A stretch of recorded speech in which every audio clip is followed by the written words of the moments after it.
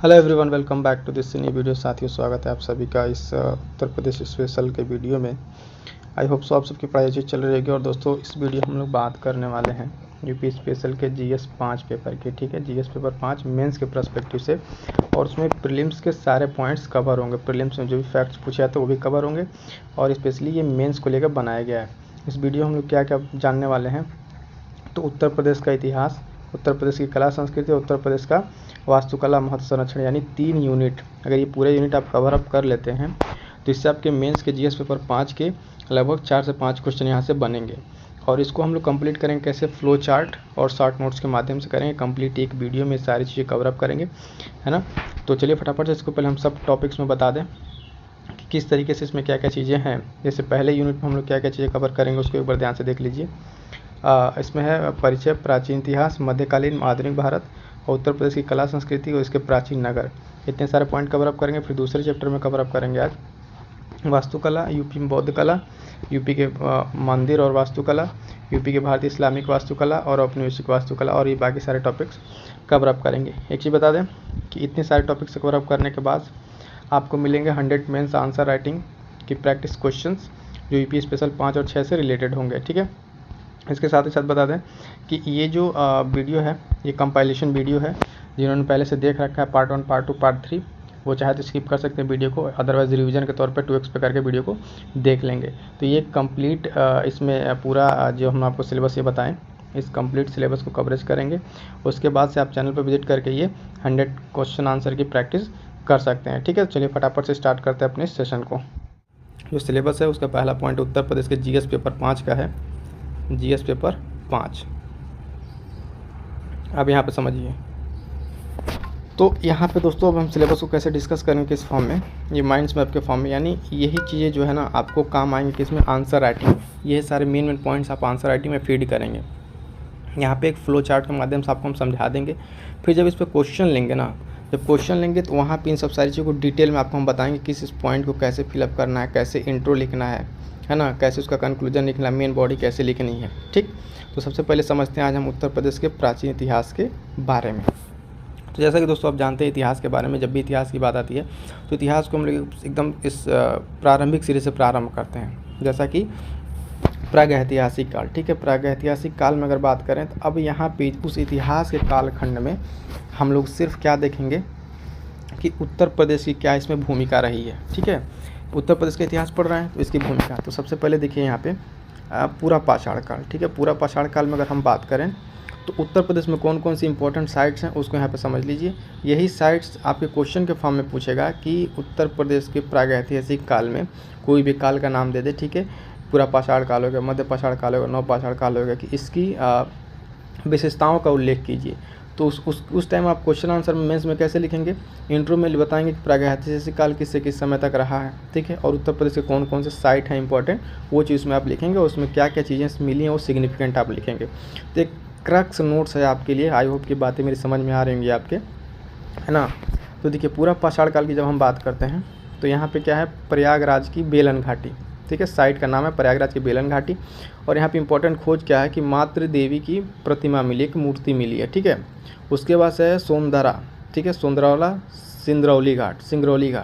उसके बाद चंदौली की चकिया, वहाँ पे 8 गड्ढे चूल्हे मिले हैं, और सराय नहर। ये 4 इंपॉर्टेंट पॉइंट याद रखिएगा। जब अभी मेंस के क्वेश्चन आंसर होंगे तो वहाँ पे इन चीज़ों की ज़रूरत पड़ेगी जब हमको डिस्कस करेंगे वहाँ पे पूरा पाषाण काल। ठीक है दोस्तों, तो ये हो गया पूरा पाषाण काल। बात करते हैं मध्य पाषाण काल की। मध्य पाषाण काल, ठीक है, यहाँ पे उतना कुछ सिग्निफिकेंट नहीं। नव पाषाण काल पे आ जाइए यूपी को लेके।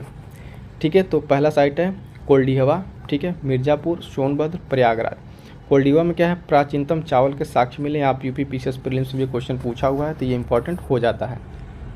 ठीक है, अगला है ताम्र पाषाण काल। वहाँ पे कौन कौन साइट है, मेरठ है, सहारनपुर है। ठीक है, मेरठ और सहारनपुर है, ये 2 साइट याद रखिए ताम्र पाषाण काल से।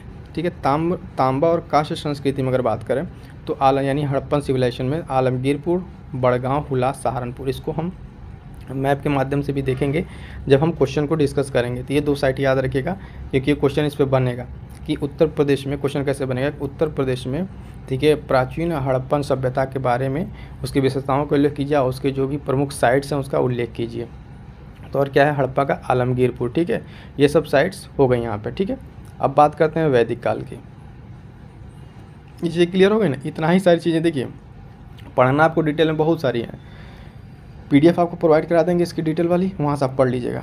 लेकिन उसका जो क्रक्स निचोड़ है शॉर्ट नोट्स में, क्या आपको याद रखनी है बातें, ये बातें इतना ही सारी बातें जो आपको याद रखनी है, जो मेंस आंसर राइटिंग में आप लिखेंगे। बाकी तो बातें आप बना के लिख ही सकते हैं।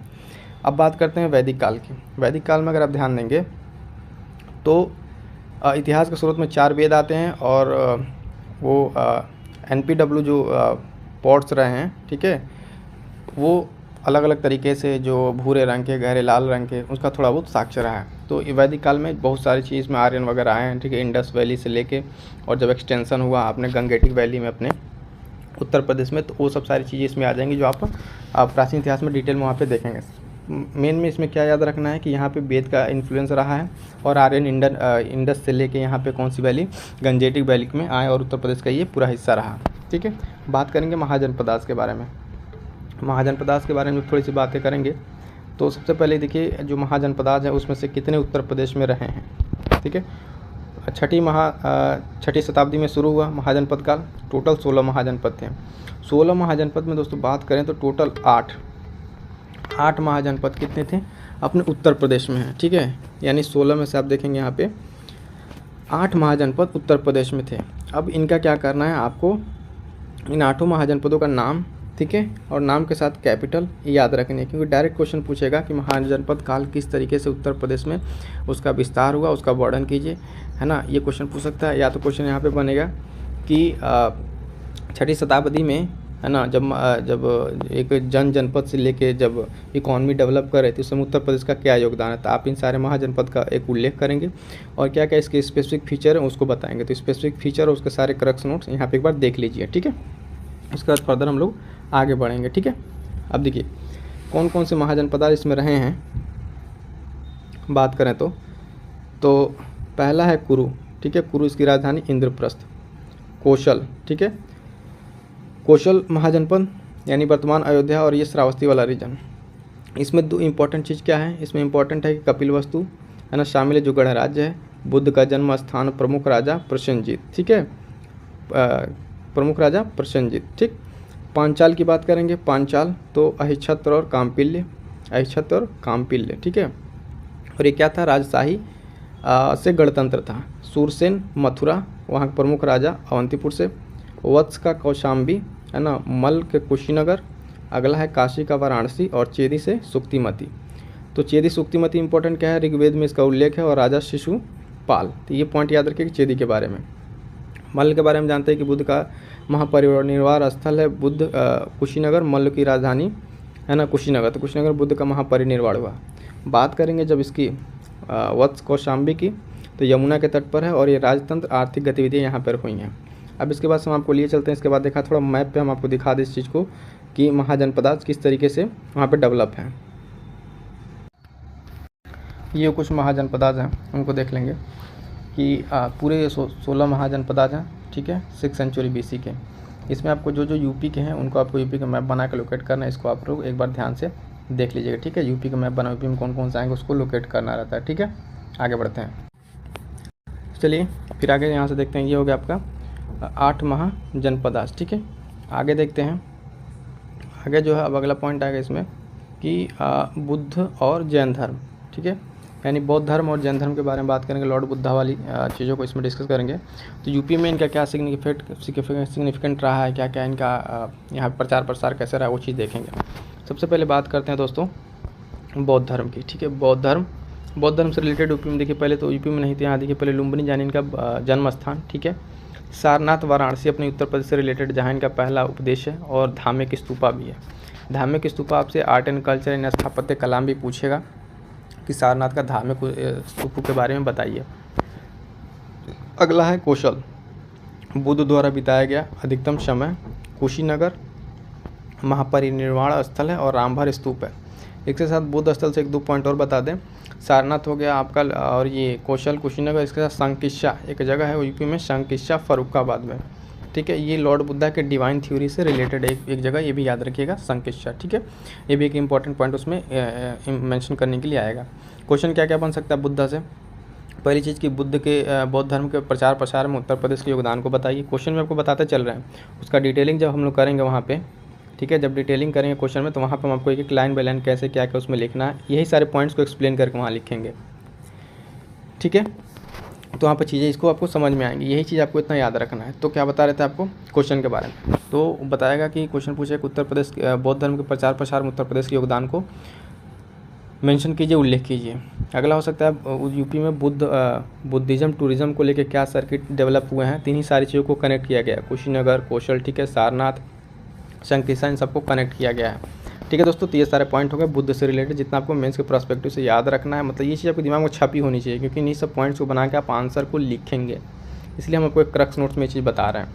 अगला देखेंगे जैन धर्म के बारे में, जैनिज़्म के बारे में जब देखेंगे तो अयोध्या, काशी, श्रावस्ती, ठीक है, श्रावस्ती। तो यहाँ पे क्या है कि अयोध्या क्या है इंपॉर्टेंस कि यहाँ पे ऋषभनाथ, ठीक है, ऋषभनाथ दूसरे, चौथे, पाँचवें और 14वें तीर्थंकर का जन्म, यानी जैन धर्म के कुछ तीर्थंकरों का जन्मस्थल ये अयोध्या।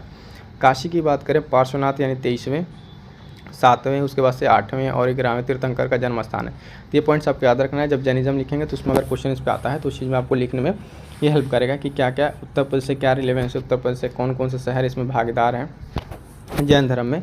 तो एक श्रावस्ती है, श्रावस्ती तीसरे तीर्थंकर का जन्मस्थल है, ठीक है। और क्या क्या रहा है उत्तर प्रदेश से, तो इतनी सारी चीज़ें तो जो इंपॉर्टेंट है आपको याद रखनी है, ठीक है। ये हो गया जैन धर्म से रिलेटेड, ठीक है। आगे बात करते हैं, अगर इसमें कोई एक दो पॉइंट मिसिंग रह जाता है तो उसको हम क्वेश्चन आंसर फॉर्मेट में जब कराएंगे तो वहाँ पे मेंशन कर देंगे, ठीक है। अब आगे देखिए मौर्य काल में आते हैं, ठीक है, उसके बाद से आगे हम लोग मौर्य काल में, मौर्य काल में आ गए, ठीक है। अशोक स्तंभ, स्तूप, सारनाथ का ये लायन कैपिटल स्तंभ और स्तूप सारनाथ, ये क्या हो गई मौर्य वंश से रिलेटेड अशोक का स्तूप, और ये सारी चीज़ें उत्तर प्रदेश में अवेलेबल है। गुप्त राजवंश की बात करें, गुप्ता पीरियड की अगर हम बात करेंगे तो इतिहास के स्रोत को जानेंगे, उत्तर प्रदेश में उसका कौन सा क्षेत्र रहा है और उसकी वास्तुकला क्या रही है, ठीक है। तो इतिहास के स्रोत के बारे में बात करेंगे तो इलाहाबाद का स्तंभ अभिलेख है उत्तर प्रदेश में, महरौली लौह स्तंभ चंद्रगुप्त द्वितीय द्वारा, इलाहाबाद शिलालेख समुद्रगुप्त का। उत्तर प्रदेश में क्षेत्र कौन कौन से दोस्तों इसको देखेंगे तो अनुगंगा, साकेत, प्रयाग। साकेत ध्यान दीजिएगा अयोध्या का ही पुराना नाम है साकेत, ठीक है। तो ये चीज़ इंपॉर्टेंट है, आपको कल्चरल हेरिटेज वाले में भी लिखने के विश्व विरासत स्थल जब अयोध्या और बाकी अदर आएंगी तो उसमें भी ये पॉइंट मेंशन कर सकते हैं।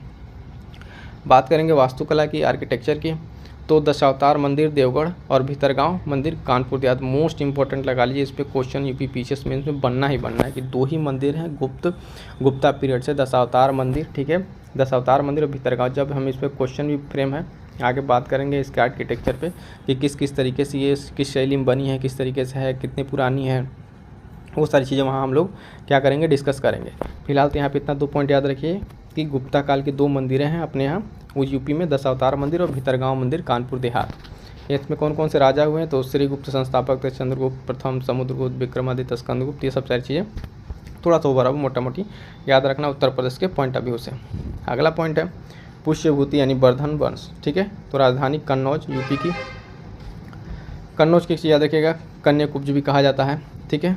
और यहाँ पे त्रिगुटी अलायंस जो त्रिपक्षीय संघर्ष था यहाँ पर देखने को मिला था, राजा हर्षवर्धन थे, ठीक है। ये उत्तर प्रदेश की जब भी हम इतिहास की बात करते हैं तो उसमें इतिहास का कालीन जो मध्यकालीन आता है उसमें तब जानते हैं दिल्ली सल्तनत है, और दूसरा क्या रहता है, दूसरा आपका रहेगा मुग़ल राजवंश, ठीक है, मुग़ल राजवंश। तो इसमें करना क्या है, अब हम देखेंगे उत्तर प्रदेश के पर्सपेक्टिव में, जैसे हम लोग प्राचीन इतिहास में देखा था, प्राचीन इतिहास में जिस तरीके से हम लोगों ने देखा था कि उत्तर प्रदेश का क्या योगदान है, सिर्फ उसको देखते आगे बढ़ गया, ठीक इसी प्रकार यहाँ पे मध्यकालीन इतिहास में दोस्तों देखेंगे कि दिल्ली सल्तनत के जो डिफरेंट तरह के डायनेस्टीज़ हैं, वंश, उसमें क्या क्या योगदान उत्तर प्रदेश का रहा है और उत्तर प्रदेश में किस किस शासक ने क्या किया है। तो पहला देखते हैं, जब दिल्ली सल्तनत की बात करते हैं, ठीक है, दिल्ली सल्तनत आप ध्यान देंगे 1206 से लेके 1526 ईस्वी तक रहा, और इसमें लगभग 5 है ना प्रमुख वंश आए और जिनका अलग अलग शासन रहा, ठीक है। तो पहला ही वंश इसमें देखेंगे गुलाम वंश, इसकी डेट ये देखेंगे 1206 से 1280 तक ये रहा, और इसके शासक में कुतुबुद्दीन ऐबक जो इसके संस्थापक रहे, और इल्तुतमिश, ठीक है, इल्तुतमिश। अब इल्तुतमिश का ही नाम और बाकी शासकों को क्यों यहाँ पर हम स्किप कर रहे हैं, स्किप इसलिए कर रहे हैं क्योंकि उनका उत्तर प्रदेश से बहुत ज़्यादा रिलेवेंस नहीं रहा, संबंध नहीं रहा। तो जो इनका संबंध उत्तर प्रदेश से, उनको हम ध्यान में रखेंगे और यही चीज़ हम अपने आंसर में लिखेंगे भी। जब भी पूछेगा क्वेश्चन यूपी स्पेशल में तो पर्टिकुलरली उसी चीज़ पर फोकस करके पूछेगा जिनका संबंध उत्तर प्रदेश से रहा है। तो गुलाम वंश की बात करेंगे तो गुलाम वंश में अगर हम देखें तो संस्थापक की बात हो गई कुतुबुद्दीन ऐबक, ठीक है, और इल्तुतमिश, ठीक है। इल्तुतमिश बदायूं के सूबेदार थे, बदायूं यूपी में इन वहाँ की उस टाइम पे सूबेदार थे, और इन्होंने एक जामा मस्जिद का निर्माण कराया बदायूं में। ये एक आर्किटेक्चर में, ठीक है, स्थापत्य कला में ये काफ़ी इंपॉर्टेंट हो जाता है, तो ध्यान रखेंगे जामा मस्जिद, बदायूं और इल्तुतमिश। बाकी थोड़ी सी एडिशनल इन्फॉर्मेशन अगर आप अलग से कलेक्ट करना चाहें इल्तुतमिश के बारे में, जो कि उतना इसमें पूछेगा नहीं, क्योंकि इनके बारे में बस ये 2 चीज़ें रहेगी आपके लिए इनफ है, ठीक है। बाकी जब डिटेल में चर्चा करेंगे, अगर इस पर कोई क्वेश्चन बनता है तो वहाँ पर हम उसको एक्सप्लेन कर देंगे, ठीक है। फिलहाल यहाँ पे इस चीज़ को समझते चलिए कैसे क्रोनोलॉजिक ऑर्डर में चीज़ें हैं। अगला वंश देखेंगे खिलजी वंश दोस्तों, ठीक है। बात करेंगे खिलजी वंश की तो 1290 से लेकर 1320 ईस्वी तक रहा है। संस्थापक की बात करेंगे तो जलालुद्दीन खिलजी, ठीक है, जलालुद्दीन खिलजी संस्थापक थे। उसके बाद से आता है एक शासक अलाउद्दीन खिलजी, जो मोस्ट इंपॉर्टेंट है, ठीक है। किस तरीके से इंपॉर्टेंट है, उनके सारी यहाँ पे जो भी उनसे रिलेटेड चीज़ें हैं, ठीक है, इससे रिलेटेड अलाउद्दीन खिलजी से, वो यहाँ पे सारी चीज़ें दी गई। पहला देखिए क्या है कि वो कड़ा के मलिक छज्जूक का जो विद्रोह था उसको कुचला था, ठीक है। कड़ा का ये वहाँ उसके बाद से कौशाम्बी जिले में पड़ेगा कड़ा, ठीक है। वहाँ पे राज्यपाल के रूप में नियुक्त किया गया, यानी कड़ा का ये शासक था, और बाद में ही अपने ये चचा जलालुद्दीन खिलजी को उनकी हत्या करके ये वहाँ का राजा बना, ठीक है। 1296 ईस्वी में बात करें तो अवध का गवर्नर बना। देखिए ये इंपॉर्टेंट याद है अलाउद्दीन खिलजी से कि 1296 में ये, और इसके बाद से जब अगला देखेंगे तो 1296 में अवध के गवर्नर नियुक्त हुए, ठीक है। उसके बाद से ये अलाउद्दीन खिलजी क्या है कि अमरोहा का युद्ध लड़ा, ठीक है। अमरोहा का युद्ध लड़ा जो मुरादाबाद जिला पड़ता है, यहाँ पड़ेगा अमरोहा, तो उसका युद्ध लड़ा। तो इस तरीके से ये 2 शासक इंपॉर्टेंट है खिलजी वंश से। अगला देखेंगे कि तुगलक वंश। तुगलक वंश की बात करेंगे 1320 ईस्वी से लेकर 1414 ईस्वी तक रहा है। संस्थापक की बात करेंगे तो गयासुद्दीन संस्थापक, और फिरोज शाह तुगलक यहाँ पे इंपॉर्टेंट है, ठीक है, क्योंकि जौनपुर जो फिरोजाबाद की स्थापना की और नहर प्रणाली को शुरू किया। तो ये 2 चीज़ें इंपॉर्टेंट है यहाँ पे इस शासक को लेकर, ठीक है। फिरोज शाह तुगलक जौनपुर फिरोजाबाद की स्थापना की किसके नाम पे, अपने भाई और जौना खान के नाम पे, जो मोहम्मद बिन तुगलक था। अब देखिए वो इतिहास के प्रोस्पेक्टिव से भी इंपॉर्टेंट है, लेकिन यहाँ पे यूपी स्पेशल बात करेंगे तो हमारा फोकस किस पे है, जो यूपी से संबंधित है।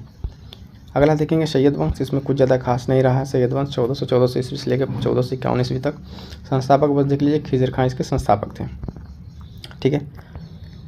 लोधी वंश। लोधी वंश की बात करें 1451 से लेकर 1526 ईस्वी तक। इसमें कुछ इंपॉर्टेंट आपको मिलेंगे। बात करेंगे यहाँ पे बहलोल लोधी की, ठीक है। बहलोल लोधी संस्थापक हो गया और जौनपुर पर विजय पाया इसने, ठीक है, जौनपुर पर विजय पाया। उसके बाद से उसने सबसे बड़े जो उसका पुत्र बर्बक था वो 1486 ईस्वी में जौनपुर की गद्दी संभाला, ठीक है। तो इस तरीके से इन्फॉर्मेशन इनके बारे में हो जाती है इंपॉर्टेंट। सिकंदर लोधी की बात करते हैं तो मोस्ट इंपॉर्टेंट रहेगा, क्योंकि राजधानी दिल्ली से चेंज करके इसने राजधानी कहाँ बनाया, आगरा बनाया, ठीक है। तो आगरा उत्तर प्रदेश का आप जानिए कितना इंपॉर्टेंट शहर है। लास्ट इसका जो शासक देखेंगे इब्राहिम लोधी, आगरा की गद्दी पर बैठता है और 1526 में बाबर द्वारा पराजित हो जाता है, ठीक है। और एक और शासक संस्थापक यहाँ देख लेते हैं, राजवंश, जो अपने उत्तर प्रदेश से रिलेटेड है, सरकी राजवंश जौनपुर का, ठीक है। जौनपुर का सरकी राजवंश, ये इंपॉर्टेंट है उत्तर प्रदेश के पर्सपेक्टिव से, तो इसको देख लेते हैं। इसमें क्या है, संस्थापक मलिक उल शर्क, ठीक है, मलिक उल शर्क इसका संस्थापक था। राजधानी की बात करें तो जौनपुर, इसकी राजधानी सिराज हिंद के नाम से जाने वाली ये जगह, ठीक है। राजधानी इसकी थी जौनपुर, सिराज हिंद।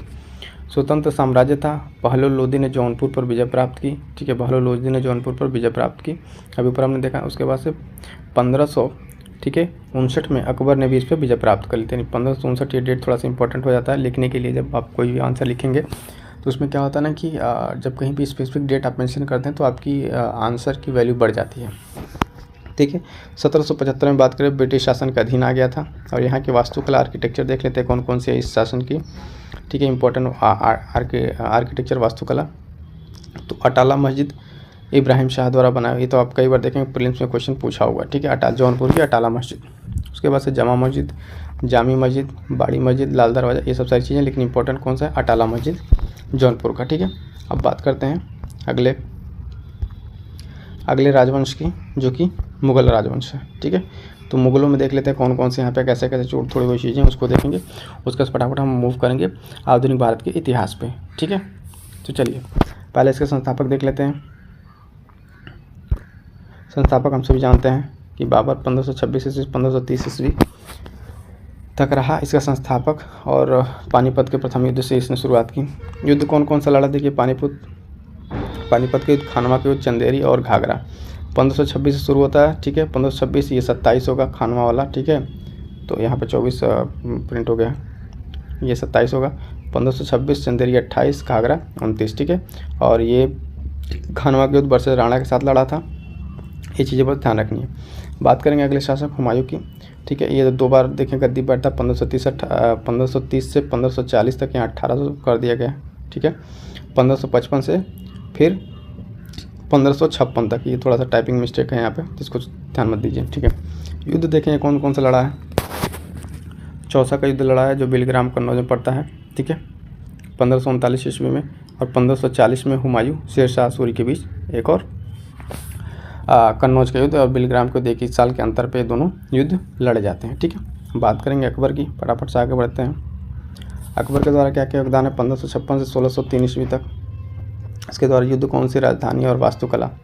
पानीपत का दूसरा युद्ध लड़ता है 1556 ईस्वी में। कलिंजर का युद्ध लड़ता है 1559 में बांदा में जो पड़ता है, ठीक है।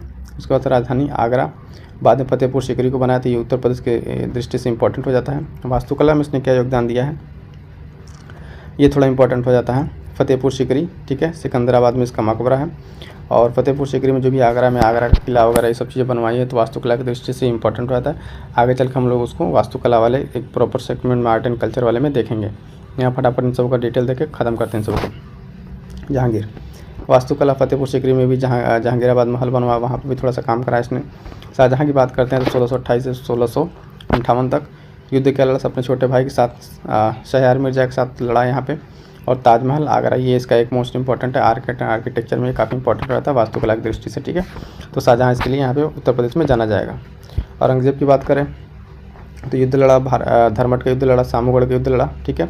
दारा सिकों के साथ लड़ा, जो कि आप जानते हैं कि बैटल ऑफ जो सक्सेसरशिप का युद्ध है, ठीक है। तो ये सब सारी चीज़ें हो गई मुगलों से रिलेटेड, ठीक है। इतना ही जानना है, मुगलों के बारे में बहुत ज़्यादा हम डिटेल नहीं पढ़ी, बहुत पहले से लोग पढ़ते आ रहे हैं, सब हटाइए आप किनारे कीजिए, है ना।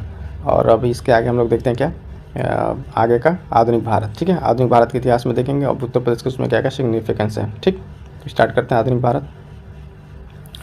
अब देखिए आधुनिक भारत में उत्तर प्रदेश, ठीक है, उत्तर प्रदेश का मध्यकालीन इतिहास। अब देखिए यहाँ पे थोड़ा सा ये मध्यकालीन नहीं है, यहाँ पे आधुनिक भारत होना चाहिए, ठीक है। ये यहाँ पे मध्यकालीन न हो के आधुनिक भारत।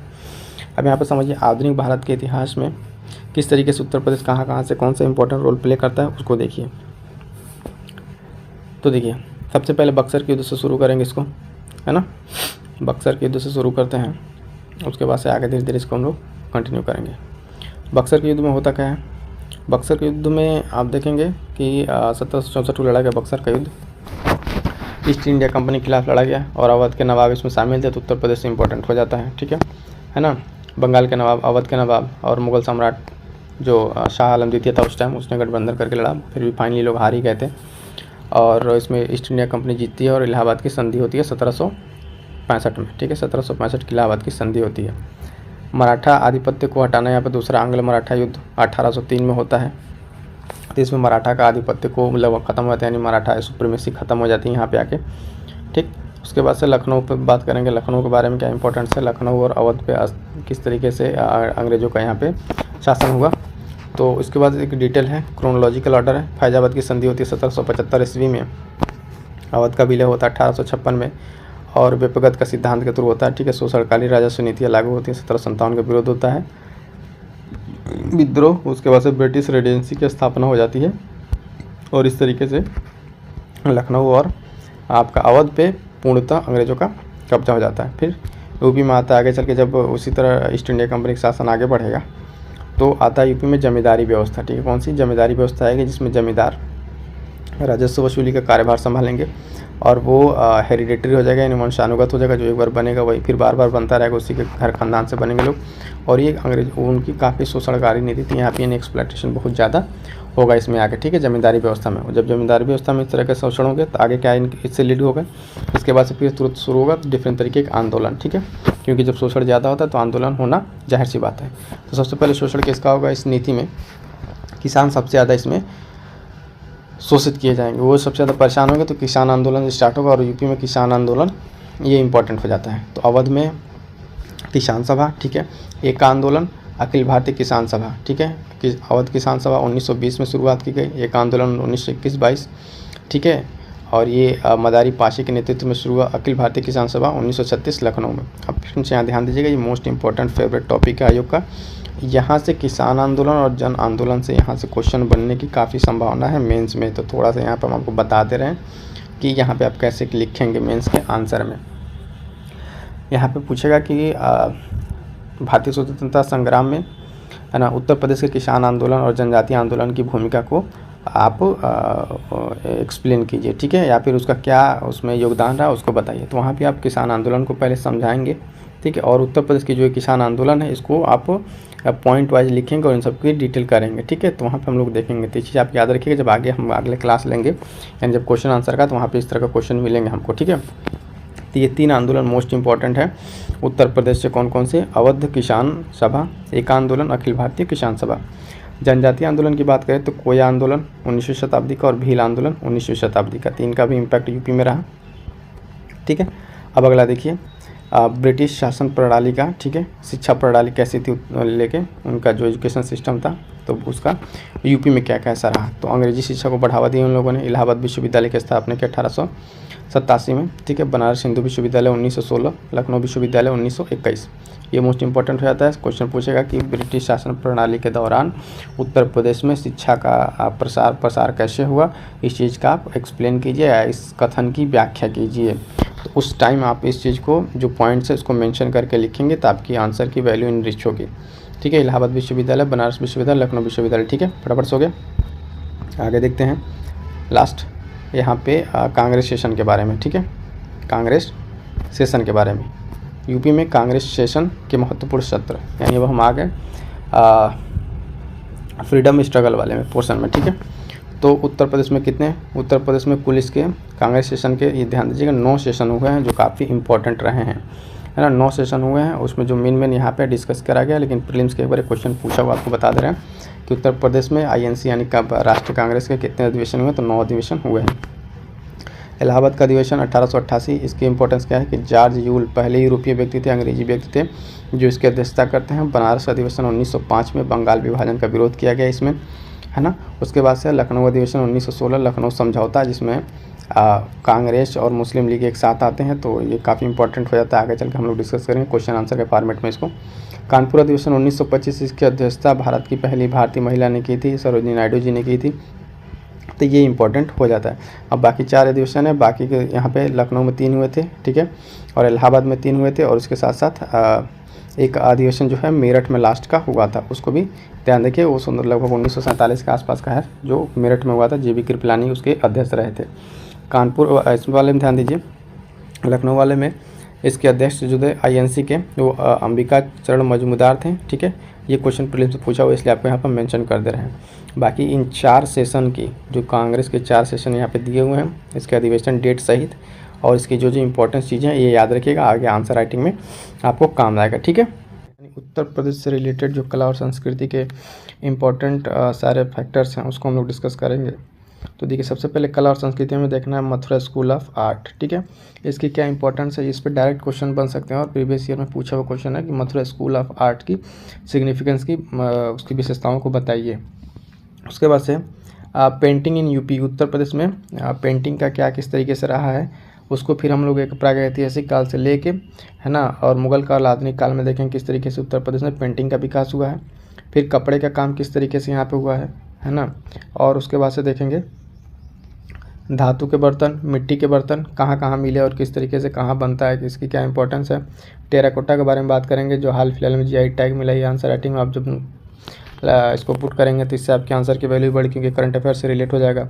यूपी में कौन कौन से मेले और त्यौहार हैं, ठीक है, इनके बारे में बात करेंगे। उसके बाद से बात करेंगे यूपी में संगीत, ठीक है, यूपी में नृत्य और साहित्य, इन सब चीज़ों के बारे में बात करेंगे। तो इस तरीके से हमारा एक आज का ये पूरा चैप्टर कंप्लीट हो जाएगा। उसके बाद से बात कर लेंगे एंशिएंट सिटी के बारे में, ठीक है, जो यहाँ के प्राचीन शहर हैं। चलिए एक एक करके देखते हैं। सबसे पहले देखते हैं मथुरा स्कूल ऑफ आर्ट। तो मथुरा स्कूल ऑफ आर्ट की जब बात करते हैं तो इसकी क्या विशेषताएं हैं उसको देखिए। मथुरा स्कूल ऑफ आर्ट किसके टाइम पे ये विकसित हो रहा है, तो लगभग दूसरी शताब्दी ईसा पूर्व में इसका विकास हो रहा है ना। और इसकी विशेषताएं क्या हैं यही पूछा जाता है, तो इसको आप देखिए अच्छे से एक्सप्लेन करके लिखेंगे। जो जो मेन फीचर्स है इसकी विशेषताएं हैं मथुरा स्कूल ऑफ आर्ट की, वो यहाँ पे बताई गई हैं। सबसे पहले कि देवताओं का प्रतिनिधित्व उनके हथियारों के द्वारा किया जाता था, ठीक है। देवताओं की जो मूर्ति वगैरह है उसको किस तरीके से उसमें कुछ हथियार दिखा के उसको इंगित किया जाता था, ठीक है। और उसके बाद से एक फीचर क्या है कि गोल और मुस्कुराता चेहरा, ठीक है। मतलब एक नेचुरल उसमें नेचुरलिज्म का प्राकृतिक उसमें सजीव चित्रण, इस तरीके से दृश्यमान वस्त्र यानी जो वस्त्र थे वो विजिबल थे, ठीक है। जो भी मूर्तियों पे जो वस्त्र लगाए गए हैं वो विजिबल तरह के, तो उसमें क्या मटेरियल यूज़ हुआ है तो सस्पेक्टेड लाल बलुआ पत्थर, ठीक है, उसका उपयोग किया गया है। लाल बलुआ पत्थर का उपयोग किया गया, ये मोस्ट इंपॉर्टेंट है, ध्यान दीजिएगा, है ना। और उसके बाद से इस स्कूल ऑफ आर्ट में किस किस की मूर्तियाँ बनाई गई हैं तो नवोदित की, यक्ष यक्षिणी की, है ना, मौर्य काल में शैव और वैष्णव देवताओं की भी इसमें बनाई गई हैं, ठीक है। तो ये हो गया आपका मथुरा स्कूल ऑफ आर्ट की एक जो शॉर्ट चीज़ें हैं जो आपको ऐसे ये याद रखना है। इसके बाद से जब आप क्वेश्चन आंसर के फॉर्म में जाएंगे तो आप इसको थोड़ा सा एलोबरेट करके लिख देंगे। इंट्रो में कुछ लिख देंगे, इंट्रो में इसका लिख देंगे कि कब इसका विकास हुआ, किस तरीके से, किसके शासनकाल में, है ना। उसके बाद ये फीचर्स आप लिख देंगे और फिर फाइनली कंक्लूड कर देंगे कि उत्तर प्रदेश में कहाँ कहाँ पे मथुरा स्कूल ऑफ आर्ट के एग्जाम्पल्स पाए जाते हैं, ठीक है। तो ये तो हो गया आपका मथुरा स्कूल ऑफ आर्ट। ध्यान दीजिएगा यहाँ से क्वेश्चन बनने की संभावना है, ठीक है। तो इस चीज़ को ध्यान दीजिएगा। अगला पॉइंट देखते हैं कि पेंटिंग के बारे में, ठीक है। यूपी में पेंटिंग कहाँ कहाँ, तो प्रागैतिहासिक काल की अगर पेंटिंग की चित्रकला की बात की जाए तो उसमें देखिए सबसे पहले आता है मिर्ज़ापुर। मिर्ज़ापुर में शैलाश्रय है जो जहाँ पे गुफाओं में कुछ हल्की फुल्की पेंटिंग का साक्ष्य प्राप्त हुए हैं। सोनभद्र और चित्रकूट की गुफा चित्रकारी, वहाँ से उसके बगल वाले में जो विंध्याचल रेंज में है वहाँ पर इस तरह की गुफा चित्रकारी मिली है, जिसमें क्या क्या इंगित है उसमें अगर देखेंगे तो शिकार करते हुए, युद्ध करते हुए, उत्सव आदि के दृश्य वहाँ पे इंगित है, ठीक है। बात करेंगे मुगल काल में पेंटिंग के बारे में तो जहियाग्रा के रिगन बुंदेला पेंटिंग, ठीक है, बुंदेला पेंटिंग, ठीक है, वो यहाँ पे पीक पे था। तो किसके वहाँ पे, ये जहांगीर के काल पे, ठीक है, ठीक। जहांगीर के रीजन में जो बुंदेला पेंटिंग है वो क्या था, अपने पीक पर था। तो यहाँ पे पेंटिंग से रिलेटेड क्या याद रखेंगे, मुगल में जहांगीर का काल और जो उसकी 2-3 पेंटिंगें हैं उसको ध्यान रखेंगे, ठीक है।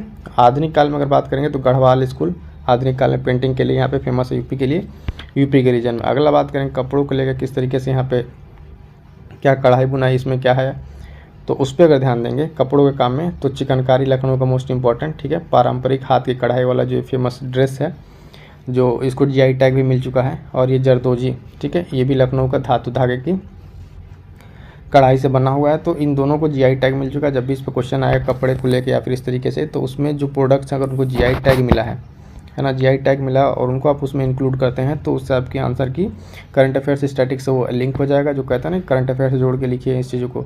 तो मान लीजिए उत्तर प्रदेश में अगर पूछ रहा है कपड़े और इस तरीके के धातु कामों के बारे में कुछ विशेषताएँ पूछा है, तो आप सिंपली कोई एक एग्जांपल ले लीजिए कि रिसेंटली हाल ही में इस चीज़ को जीआई टैग मिला और इसकी ये इस तरह की गुणवत्ता विशेषता बताता है। कालीन बुनाई के बारे में बात करें तो मिर्ज़ापुर, ठीक है, और भदोही, ये 2 जगह फेमस हैं, ठीक।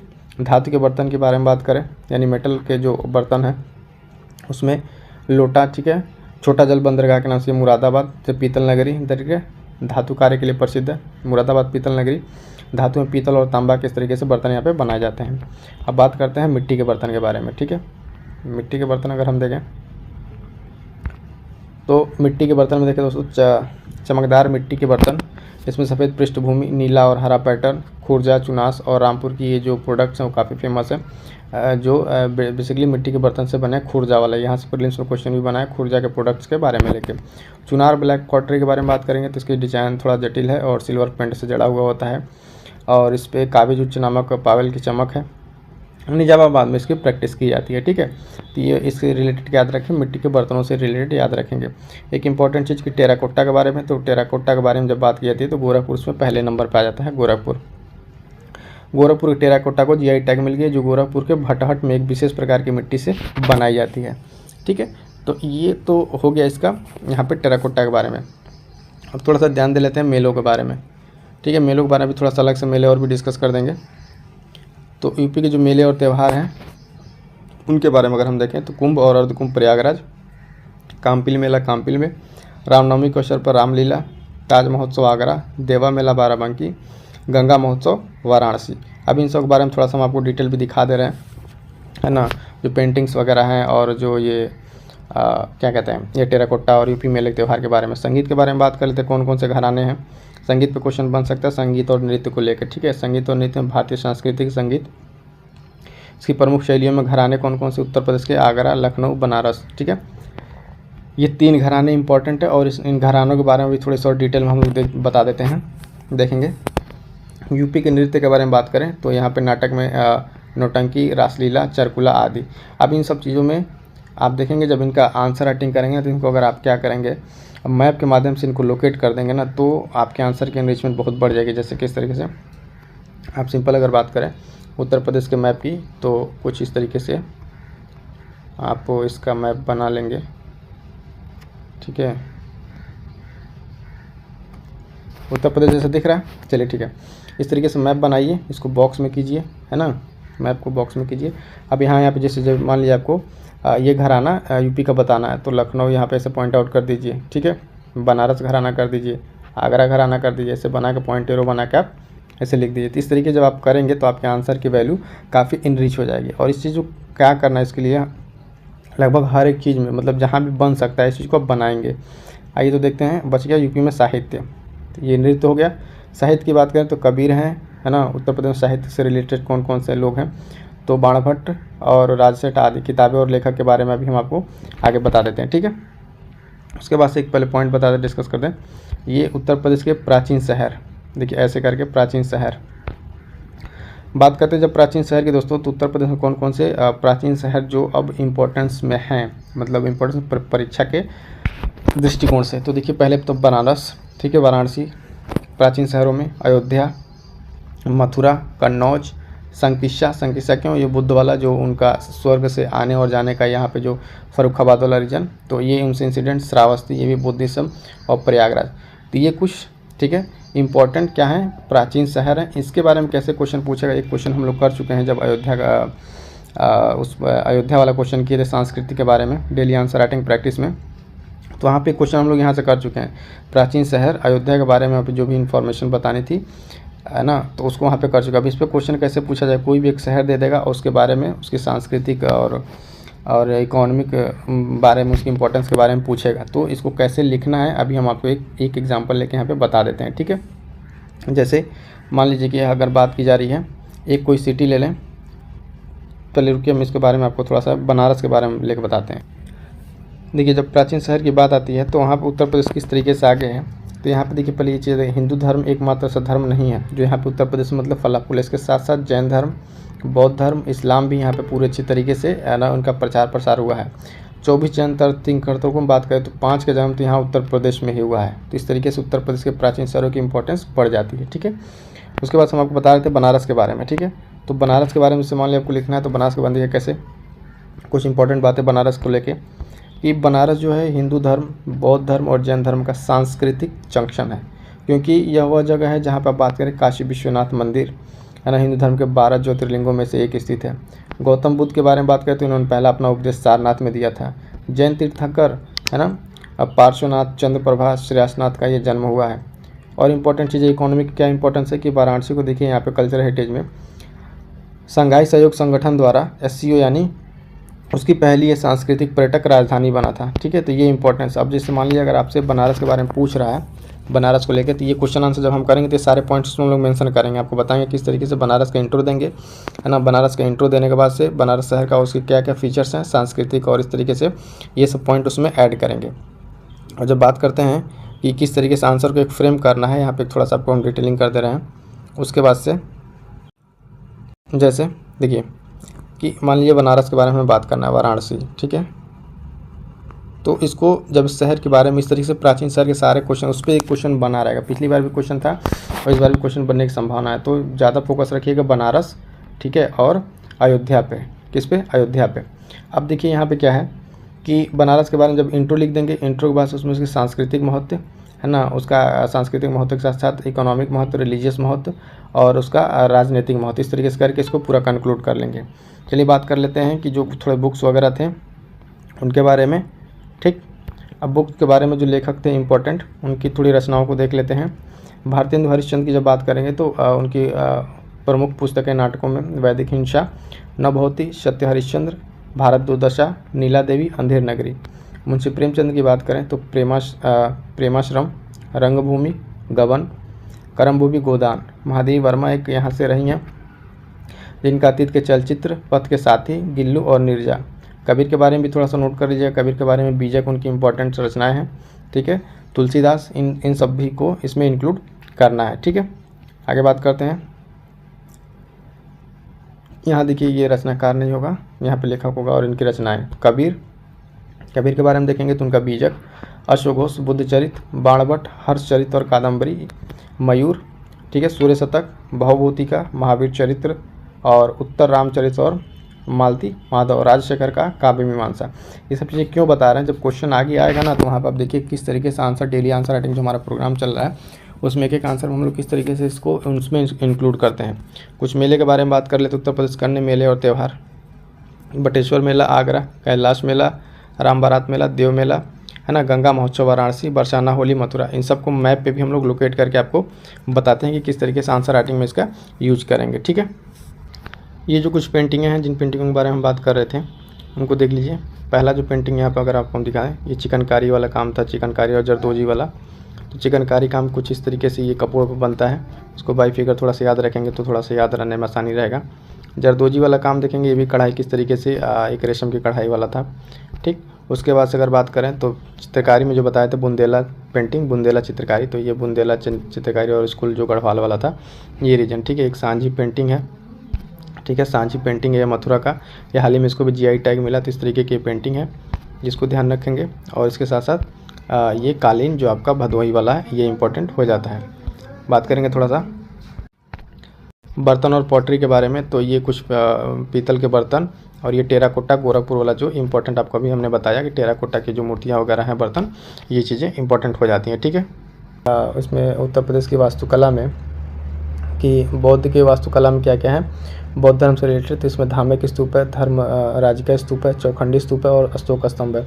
इसको सिर्फ हम इतना ही नहीं यहाँ पे करेंगे, आगे हम इसको डिटेल में आपको थोड़ा सा यहाँ पे हम बताएंगे, क्योंकि ये आपको आंसर राइटिंग में यहाँ से क्वेश्चन बनने वाले हैं, तो ये चीज़ आप ध्यान दीजिएगा, ठीक है। उसके बाद से हम लोग डिस्कस करेंगे मंदिर वास्तुकला, जिसमें दशावतार मंदिर, भीतरगांव मंदिर, राम जन्मभूमि, ये सारे पॉइंट्स आएंगे, ठीक है। उसके बाद से हम बात करेंगे इंडो इस्लामिक के बारे में, ठीक है। इंडो इस्लामिक जो शैलियाँ हैं, इंडो इस्लामिक वास्तुकला क्या है, तो उसमें विशेषताओं में देखेंगे क्या क्या है, ताजमहल, आगरा किला, फतेहपुर सीकरी, इमामबाड़ा लखनऊ, सलीम चिश्ती का मकबरा, खुसरोबाग, प्रयागराज। ये चीज़ें क्यों कह रहे हैं दोस्तों, यहाँ पे हम आपको इसमें थोड़ी सी जो चीज़ें हमको लग रहा है कि ये मेंस में पूछा जाने वाला पॉइंट है, और यहाँ पर हम इसको थोड़ा सा डिटेल में आपको बता देंगे कि क्या क्या इसमें पॉइंट्स लिखनी है। आंसर में सिर्फ ऐसे पॉइंट बना के तो लिखना नहीं रहता, जैसा कि आप क्वेश्चन आंसर में देख ही रहे हैं। उसके बाद हम बात करेंगे औपनिवेशिक वास्तुकला की, ठीक है, मेमोरियल हॉल और जो सारे एग्जाम्पल है, संस्कृत कॉलेज, राजभवन, विधान भवन, बेगम समरू चर्च, इन सब के बारे में 2-2, 4-4 लाइन जानेंगे। उसके बाद से बात करेंगे इसके महत्व की, ठीक है, महत्व के बारे में हम जानेंगे, इसके रख रखाव के लिए क्या क्या प्रयास किए गए हैं, ये सब सारी चीज़ें डिटेल में देखेंगे। और देन उसके बाद से हम लोग आगे डिस्कस करेंगे ये सब सारी चीज़ें, जिसमें संग्रहालय है, पूरा लेख है और ये पुरातत्व विभाग की ये सारी चीज़ें डिस्कस करेंगे। तो यहाँ पे ज़्यादा टाइम यहाँ पे नहीं लेंगे, फटाफट से स्टार्ट करेंगे 1 बाय 1 करके, क्योंकि आगे चीज़ें डिटेल में हमको डिस्कस करनी है। तो ये एक माइंड मैप के माध्यम से जान के इस लेक्चर में क्या क्या हम लोग कंप्लीट करने वाले हैं, ठीक है। चलिए स्टार्ट करते हैं आगे हम यहाँ पर डिटेल में। तो यहाँ से स्टार्ट करते हैं, वास्तुकला, इसका महत्व और संरक्षण, ये क्यों इम्पोर्टेंट है, यहाँ पे जो डिटेल में जो हम थोड़ा सा बताएंगे। ये लाइनें आपको आंसर राइटिंग करते समय उसके इंट्रोडक्शन में और कंक्लूजन में काम आएंगे, ठीक है।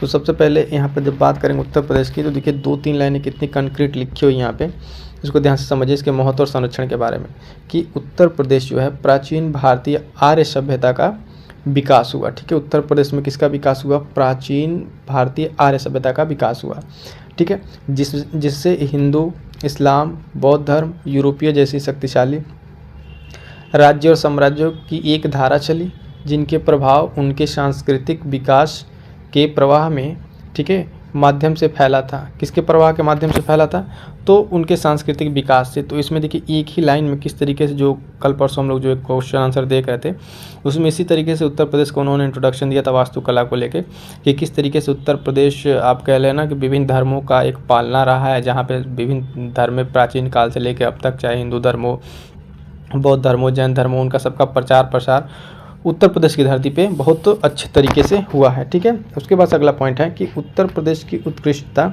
ठीक है, उत्कृष्ट जो वास्तुकला है यहाँ के, उसमें बौद्ध स्तूप, ठीक है, विहार, प्राचीन मठ, टाउनशिप, किले और द्वार, महल, मंदिर, मस्जिद, मकबरे आदि अन्य सामुदायिक संरचनाएं भी शामिल हैं। ठीक है, तो ये सब सारी चीज़ें उत्तर प्रदेश के वास्तुकला का एक अच्छा नमूना पेश करती हैं।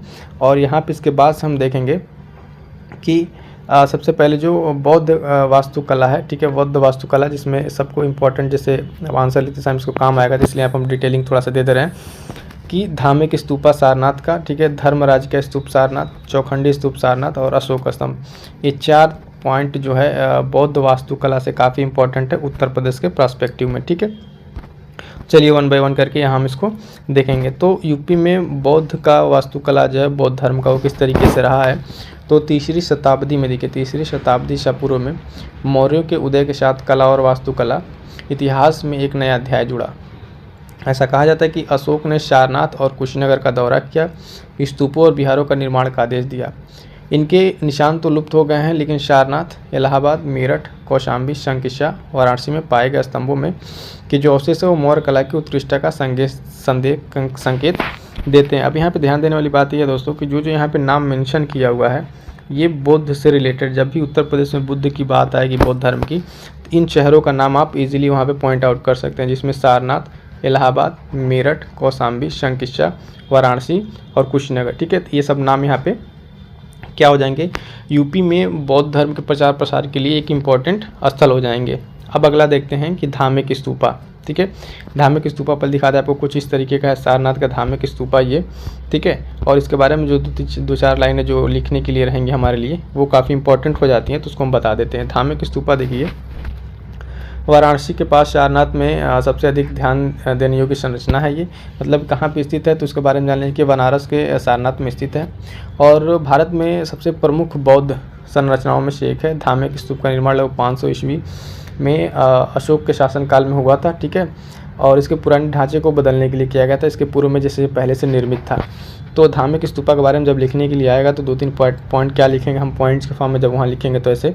ठीक है, पहला कि ये सारनाथ और वाराणसी में स्थित है और ये अशोक के काल में निर्मित है और लगभग 500 से 250 ईसा पूर्व में इसका जो भी बनावट इस ढांचे को बनाया गया था। धार्मिक स्तूपा के बारे में अगर और चीज़ देखें तो ये स्तूप हिरण पार्क, ठीक है, ऋषिपत्तन का प्रतिनिधित्व करता है।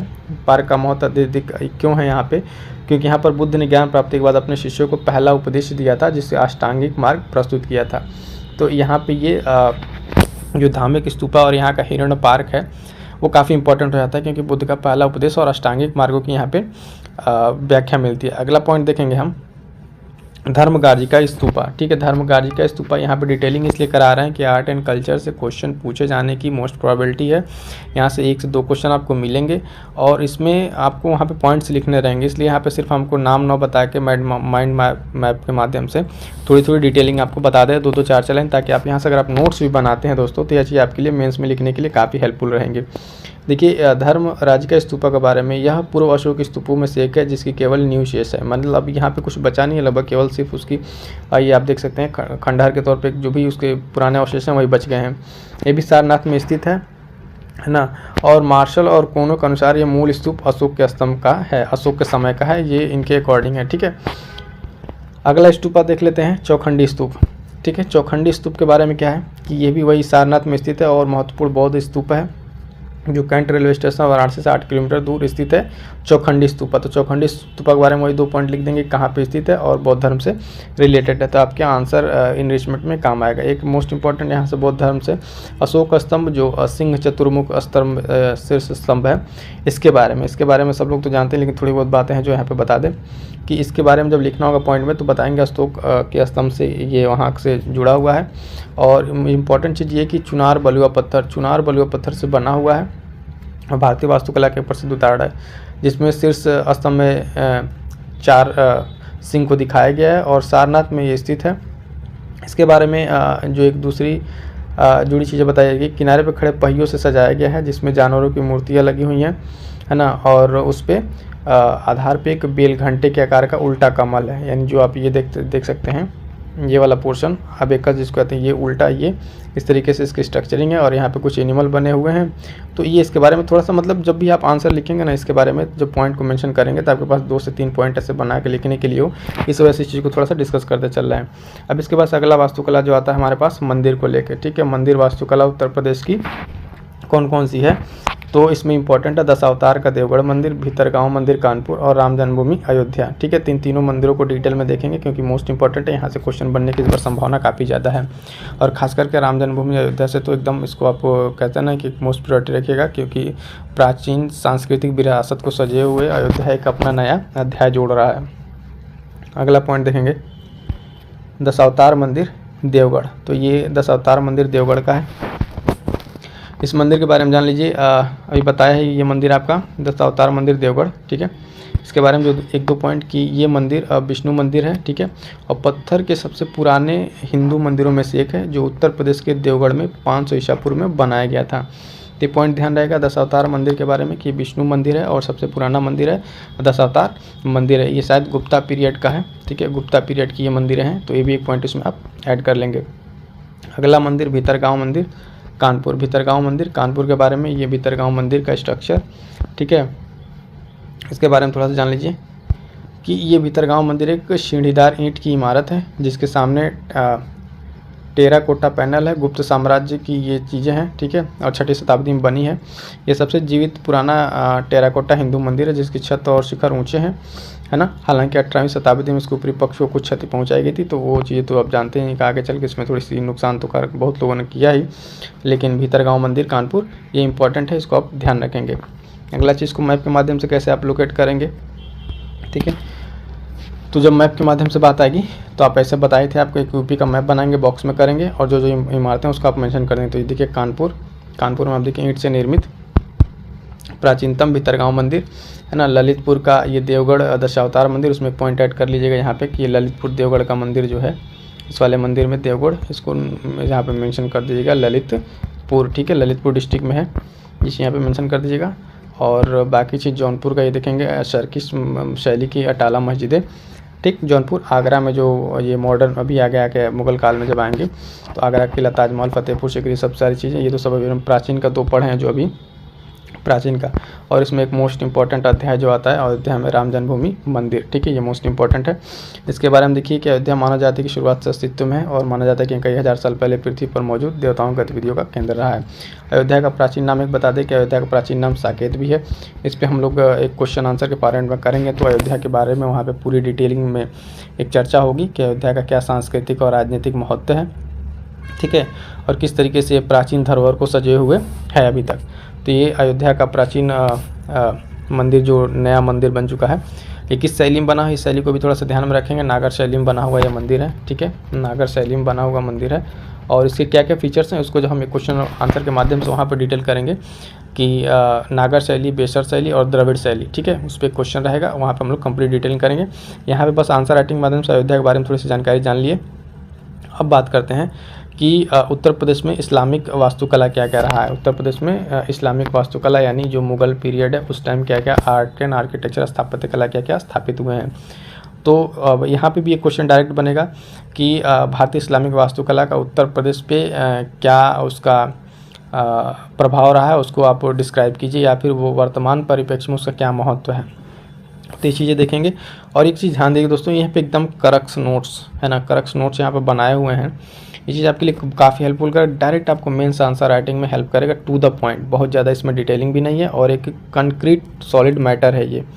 तो चलिए देखते हैं उत्तर प्रदेश का इस्लामिक वास्तुकला। 12वीं शताब्दी के अंत में मुस्लिम शासन की स्थापना होती है और बहुत सारी यहाँ पे स्थापत्य की चीज़ें देखी गई। दोनों परंपराओं में काफ़ी मिश्रण भी हुआ, यहाँ पे एक तरह से मिक्सिंग भी हुई, जिसमें यूपी में तो बहुत सारी चीज़ें देखने को मिलती है, जिसमें कुछ सामने हम देख सकते हैं, जैसे मस्जिद और मकबरे आदि इस्लामिक वास्तुकला के केंद्र हैं। इंपॉर्टेंट क्या हो जाता है हमारे लिए कि इसकी विशेषताएं क्या थी, ये मोस्ट इंपॉर्टेंट है, इसको स्टार लगा लीजिएगा। डायरेक्ट पॉइंट आप एग्जाम में मेंशन करेंगे मेंस के आंसर आंटी कॉपी में, ठीक है, कि भारतीय इस्लामिक वास्तुकला की विशेषताएँ। पहली विशेषता क्या है कि इस्लाम देशों में इमारतें ईंट, चूने और गारे से बनी होती थीं। शैली क्या है, धनुष्कार शैली है, इसका अर्थ है मेहराब, गुंबद और तहखानों पर आधारित वास्तुकला है।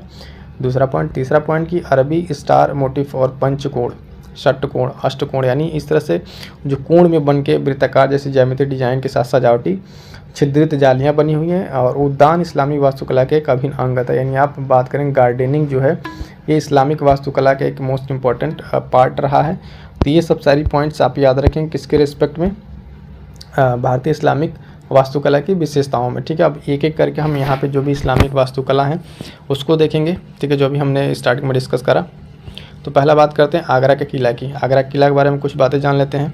ये आगरा का किला आप देखिए कुछ इस तरीके से बना। ये विश्व विरासत स्थल में भी है यूपी का, इसलिए मोस्ट इंपॉर्टेंट हो जाता है आगरा का किला। इसके साथ साथ ताजमहल भी अभी आएगा। तो अब इसके बारे में कुछ पॉइंट्स जो हमें सिर्फ लिखना है एग्जाम्स के पर्सपेक्टिव, हमें दोस्तों बहुत सारी बातें यहाँ पे नहीं समझनी है, जाननी है क्या है आगरा किला, कैसे उत्तर प्रदेश में इसका क्या रिलेवेंस है, क्या इंपॉर्टेंट चीज़ें हैं, वही जानेंगे। तो 1565 ईस्वी में अकबर के द्वारा ये निर्मित है ना, और डिजाइन कला से एक उत्कृष्ट ये बना हुआ एक उदाहरण है। और किले के अंदर जो बात करेंगे मोती मस्जिद, दीवाने आम, दीवाने ख़ास, ठीक है, और मुसम्मन बुर्ज सहित बहुत सारी उत्कृष्ट इमारतें बनी हैं। तीन चीज़ें क्या अंदर हैं इसके किले के, मोती मस्जिद, दीवाने आम, दीवाने ख़ास, ठीक है। और किले के अंदर जहांगीर का महल, खास महल, शीश महल, अन्य महत्वपूर्ण स्मारक हैं। याद क्या रखना है यहाँ से हमें, क्या ध्यान देंगे, जो आंसर राइटिंग हम लिखेंगे 1565 ईस्वी में बना है अकबर के द्वारा, ठीक है। और इसके अंदर मोती मस्जिद, दीवाने आम, दीवाने ख़ास है, जहांगीर का महल है और शीश महल है, ये सब सारी चीज़ में बनी हुई है। ठीक, बात करेंगे ताजमहल की। ताजमहल के बारे में बात करेंगे तो वही देखिए आगरा में स्थित है और विभिन्न तरीके से सौंदर्य चमक की भी एक विश्व विरासत स्थल है। वहाँ पे लिख सकते हैं मुगल वास्तुकला का एक उत्कृष्ट उदाहरण है। ठीक, लेकिन ज्योग्राफिकली इसको थोड़ा सा हम यहाँ पे बताएंगे कि आगरा में यमुना नदी के तट पर स्थित ताजमहल वास्तुकला का भव्यता का प्रतीक है। क्या क्या इसमें उपयोग हुआ है, सफ़ेद संगमरमर का यूज हुआ है, सभी जानते हैं। और पित्रा ये मोस्ट इंपॉर्टेंट चीज़ है, पित्रा स्टाइल में बना हुआ है और जो भी सजावटी और बहुत सारी चीज़ों से इसको परिपूर्ण किया गया है। तो 2-3 पॉइंट हम कैसे वहाँ पे मेंशन करेंगे कि आगरा को लिखेंगे, मैप पे लोकेट करेंगे। इस आगरा यमुना नदी के तट पर ये ताजमहल स्थित है और पित्रा का शैली का यूज हुआ है, संगमरमर का यूज। बस 2 से 3 पॉइंट मेंशन करेंगे, आगे बढ़ेंगे। ठीक है, इस पर एक मोस्ट इंपॉर्टेंट क्वेश्चन भी आएगा जो मेंस के टेस्ट सीरीज में है, आगे हम आपको डिस्कस कराएंगे वो चीज़। फतेहपुर सीकरी की बात करें तो ये आगरा से लगभग 37 किलोमीटर दूर पश्चिम चट्टानी राज्य के ऊपर किनारे स्थित है। यहाँ पे क्या है कि नियोजित शहर बसाने के लिए यहाँ पे किया गया था एक, तो कुछ इस तरीके से फतेहपुर सीकरी का यहाँ पे चीज़ें आप देख सकते हैं। यह भी इसमें बहुत ज़्यादा इंपॉर्टेंट नहीं है, लेकिन यहाँ पे थोड़ा सा एग्जाम्पल के तौर पर वहाँ पर लिखने के लिए काम आएगा वास्तुकला में। आसफी इमामबाड़ा, बड़ा इमामबाड़ा यानी लखनऊ का, तो इसके बारे में बात करेंगे। लखनऊ में ये विशाल संरचना है, नवाब असफुद्दौला के द्वारा बनवाया गया है और ये उस समय के काफ़ी उत्कृष्ट उदाहरणों में से एक माना जाता है। सेंट्रल हॉल दुनिया का सबसे बड़ा वॉल्टेड चैम्बर के रूप में यहाँ पे कहा जाता है। ठीक है, तो ये लखनऊ का इमामबाड़ा। उसके बाद सलीम चिश्ती का मकबरा, सलीम चिश्ती के मकबरे के बारे में बात करेंगे। सलीम चिश्ती का मकबरा ये मुग़ल वास्तुकला का वही फिर एक उदाहरण है, सूफी सलीम चिश्ती के लिए बनवाया गया था और यहाँ पे मुग़ल बादशाह अकबर ने संत के सम्मान बना। ठीक है, तो ये चीज़ उतना बस याद रखेंगे, सलीम चिश्ती का मकबरा। ठीक है, और ये किसके में बना था, सूफी सलीम चिश्ती के लिए बना था, बस इतना याद रखेंगे। खुसरो बाग के बारे में बात करेंगे। खुसरो बाग क्या है, खुसरो बाग के बारे में देखेंगे। ये थोड़ा सा इंपॉर्टेंट रहता है कि ये ऐतिहासिक है और इसमें जहांगीर और राजपूत की उसकी जो पत्नी थी यहाँ पे इनका मकबरा है। ठीक है, उसके बेटे खुसरो का मकबरा है और उसकी बेटी का भी एक यहाँ पे मकबरा है। लेकिन इंपॉर्टेंट क्या है, प्रयागराज में स्थित है। ठीक है, प्रयागराज यूपी में स्थित है और भारतीय स्वतंत्रता संग्राम से जुड़ा हुआ है, तो थोड़ा सा इसका इंपॉर्टेंट बढ़ जाता है खुसरो बाग का। तो खुसरो बाग कहाँ पर है, खुसरो बाग हो जाएगा ये प्रयागराज यूपी में स्थित है और स्वतंत्रता संग्राम से रिलेटेड है। मुग़ल काल में जहांगीर और उसके 2-3 जो भी घर वाले थे यहाँ पे उनकी कब्रगाहें हैं, तो बहुत ज़्यादा इंपॉर्टेंट इस तरह से नहीं रह गया। ठीक है, अगला पॉइंट देखेंगे यूपी में औपनिवेशिक वास्तुकला, यानी हम आप लोग लास्ट इसमें है औपनिवेशिक वास्तुकला की बात करेंगे। मतलब यहाँ पे जो ब्रिटिश के दौरान यहाँ पे उत्तर प्रदेश में क्या क्या चीज़ें डेवलप हुई हैं उसके बारे में देख लेंगे। तो देखिए अंग्रेज़ों ने तो आर्किटेक्चर बहुत सारी चीज़ें बनाई, लेकिन उत्तर प्रदेश में कौन कौन सी चीज़ें हैं वो थोड़ा सा उसको मैं डिटेल देख लेंगे। अंग्रेज़ों ने उत्तर प्रदेश में बहुत सारी इमारतें बनवाई। ठीक है, तो इसमें क्या बेसिकली दिखता है कि वास्तुकला में साम्राज्यवादी झुकाव को परिचित कराया, पारंपरिक तौर से यूरोपीय और नवशास्त्रीय को गाथिक शैली में। ठीक है, गाथिक शैली के साथ साथ इस्लामिक इंडो शैली का एकीकरण हुआ, यानी मिक्सअप कर दिए लोग, एक साथ कर दिए, जिसको आज उत्तर प्रदेश में बहुत विभिन्न सारी इमारतों में से लखनऊ के और उत्तर प्रदेश के बहुत सारी इमारतों में देखा जा सकता है। अब देखेंगे यहाँ पे लखनऊ कुछ एग्जांपल, मेयो मेमोरियल हॉल के बारे में बात करेंगे। प्रयागराज में स्थित है, प्रयागराज में स्थित है। 1879 में इसको आर रॉस्किल के द्वारा इसको सब बनाया गया था। 19वीं-20वीं शताब्दी में ये औपनिवेशिक वास्तुकला को प्रदर्शित करता रहा और हॉल थॉर्नहिल और मेन मेमोरियल लाइब्रेरी के नज़दीक स्थित है। अगला पॉइंट देखेंगे, ऑल सेंट्स कैथेड्रल, ठीक है, ये भी उन्हीं के टाइम का है, औपनिवेशिक काल का है। 19वीं शताब्दी में ये गॉथिक स्थापत्य शैली में बना हुआ और ये एक स्टोन चर्च है, ठीक है, स्टोन चर्च के रूप में जाना जाता है इसको। तो चीज़ इसमें ध्यान रखेंगे। वाराणसी का संस्कृत कॉलेज देख लेते हैं। वाराणसी का संस्कृत कॉलेज की वर्तमान इमारतों का निर्माण गॉथिक शैली में भी जो भी औपनिवेशिक के मोस्ट गॉथिक शैली में निर्माण कराया गया है। भारत के वायसराय लॉर्ड हार्डिंग ने एशिया की बेहतरीन वास्तुकला में से बनारस विश्वविद्यालय भवन का निर्माण कराया था। तो बनारस का संस्कृत कॉलेज है, उसके साथ में बिल्डिंगों को बनाया गया। लखनऊ का राजभवन के बारे में बात करें तो लखनऊ का राजभवन ये भी यहीं से राजभवन कोठी हयात बख्श हुआ करती थी और मेजर जनरल क्लाउड मार्टिन ने अपने निवास के रूप में इसको डिजाइन किया था। वर्तमान में लखनऊ में स्थित है। विधान भवन की बात करेंगे, फटाफट से देखते हैं। लखनऊ का विधान भवन 1922 में इसको निर्माण सर हरकोट बटरल के द्वारा किया गया था। इसमें 2 विधानसभाएं हैं जिन्हें काउंसिल हाउस भी कहा जाता है और ये इसको पूरा करने में लगभग 6 साल लगे। ये सब बातें इंपॉर्टेंट नहीं है, ध्यान ये रखना है कि ये 1922 में निर्माण हुआ है, हरकोट बटरल के द्वारा बनाया गया है और ये भवन जो है अभी लखनऊ में, ठीक है, जिसे अब GPO के नाम से, लखनऊ GPO के नाम से जाना जाता है, ये आपका भवन, ठीक है। बेगम समरू चर्च का महल के बारे में बात कर ली, एक इम्पॉर्टेंट आर्किटेक्चर है। सरदाना मेरठ में स्थित है ये, सरदाना मेरठ बेगम समरू चर्च, ठीक है। आवर लेडी ऑफ ग्रेस का विशेष अधिकार इसमें गिरजाघर है और एक रोमन कैथोलिक चर्च है और यूरोपीय स्थापत्य शैली का एक विशेष उदाहरण, यूरोपीय स्थापत्य शैली का एक विशेष उदाहरण है। तो बेगम समरू का ये चर्च महल कहाँ पर हम देखेंगे, ये इसके बारे में देखेंगे, ये मेरठ में स्थित है, सरदाना मेरठ में। इसके बाद सब एक मोस्ट इम्पॉर्टेंट चीज़ आती है यहाँ पे, वास्तुकला का महत्व, ठीक है। वास्तुकला का महत्व क्या है, ठीक है। वीडियो देख रहे हैं, चलिए इसको अगले लेक्चर में देखेंगे। हमें लग रहा है कि वीडियो ज़्यादा लंबी हो जाएगी, तो इसको अगले लेक्चर में देखते हैं। इतना ही, ठीक है। इस वीडियो में जो हमने कवर अप कर रखा है, इसमें एक पॉइंट बस रह गया है, ठीक है, तो उसको भी हम लोग नेक्स्ट वीडियो में कवर अप करेंगे। और जो साथी नए जुड़े हैं वो टेलीग्राम से फटाफट जुड़ जाए, वहाँ पे आपको सारे स्टडी मटेरियल मिलेंगे, है ना। और मेंस के क्वेश्चन आंसर राइटिंग के जो 100 का प्रोग्राम चल रहा है, इसको ज्वाइन कीजिए। 5 और 6 को इसको कंप्लीट करने के बाद GS 1 से 4 तक भी हम इसमें कंप्लीट कराएंगे। अभी तो फिलहाल 5 को स्टार्ट किया, 5 का पहला यूनिट कंप्लीट होने वाला है, ठीक है। और इसके साथ साथ बता दें, जो नए दोस्त जुड़े हैं, है ना, वो डेली आंसर राइटिंग प्रोग्राम और ये मेंस का आंसर राइटिंग कैसे बिगिनिंग से PCS मेंस के लिए आंसर राइटिंग कैसे करें, उसके लिए एक वीडियो है, काफ़ी दोस्तों ने पसंद किया इसको। और साथ साथ एक अच्छा आंसर कैसे लिखें, उससे भी एक अलग से वीडियो बना रखा, आप सबके कमेंट थे कि कैसे एक अच्छा आंसर लिखें, तो ये वीडियो चैनल पर अवेलेबल है, इसको आप जाके देखिए। और मेंस को कैसे डील करना है, उसके लिए उसमें जो PYQs हैं, उसको कौन से PYQs से किस पब्लिकेशन से करने हैं और कैसे PYQ को सॉल्व किया जाता है, किस तरीके से आपके मेंस में वो हेल्पफुल होंगे, उसके लिए भी एक अलग से वीडियो है। तो ये तीनों वीडियो चारों आपके लिए इतना इंपॉर्टेंट है दोस्तों कि आप इसको मिस नहीं करेंगे। साथ साथ बता दें कि मेंस के साथ साथ प्रीलिम्स में करंट अफेयर का रोल आप देखते हैं कितना ज़्यादा है, तो उसको ध्यान में रखते हुए कि आपके लिए पूरे 4-4 महीने के और मंथली करंट अफेयर को उपलब्ध कराया गया है। फटाफट से आइए, उन सारे वीडियोज़ को देख डालिए, ठीक है। मिलते हैं किसी नेक्स्ट वीडियो में, और आपके जो भी डाउट्स हैं उसको आप कमेंट कर दीजिएगा, ठीक है। उस सारे डाउट्स को हम देखते हैं। मिलते हैं किसी नेक्स्ट वीडियो में। Thank you so much.